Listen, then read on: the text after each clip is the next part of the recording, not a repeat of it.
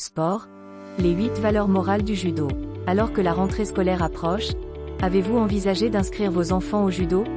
En plus de ses bienfaits pour la santé tels que développer la souplesse, la coordination et l'équilibre, cette discipline a pour avantage d'inculquer aux enfants un véritable code d'honneur. Les 8 valeurs morales du judo ont de grandes vertus éducatives, dans le cadre de cette activité sportive et bien au-delà. Un code moral inspiré des samouraïs.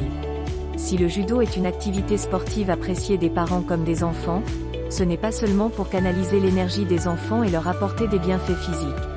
Cet art martial a aussi un véritable intérêt éducatif car il permet de transmettre tout un ensemble de valeurs aux enfants qui le pratiquent. Les valeurs morales du judo, qui s'inspirent du code moral des samouraïs japonais, sont au nombre de 8. Nous allons vous les présenter plus en détail ci-dessous. 8 valeurs cardinales à cultiver.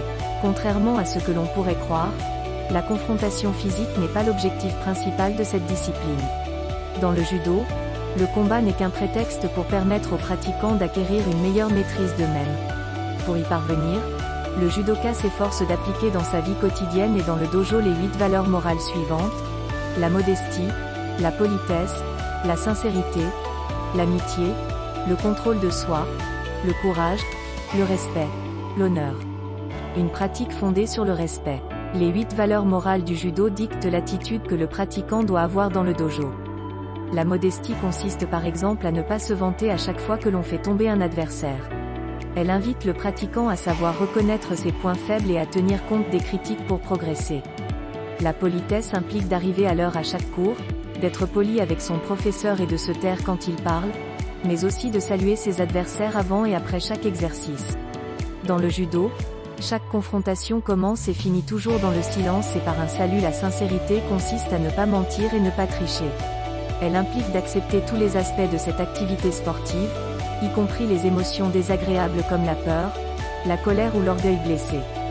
L'amitié figure aussi dans le code moral de cette discipline car le judo permet de devenir un meilleur camarade et de nouer de nombreuses et solides amitiés. Le contrôle de soi consiste à maîtriser ses émotions. Il est demandé aux pratiquants de garder leur calme et d'écouter les autres en toutes circonstances. Selon le code moral de ce sport de combat, le judoka doit avoir la même attitude calme dans la victoire comme dans la défaite. Le courage consiste à persévérer même dans la difficulté, à toujours faire ce que l'on croit juste et bien sûr à ne pas avoir peur de perdre.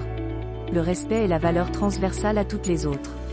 Il consiste à ne pas penser qu'à soi, à savoir se mettre à la place des autres et à reconnaître leurs valeurs. Dans le judo, il faut apprendre à respecter son professeur et ses partenaires d'entraînement mais aussi ses adversaires.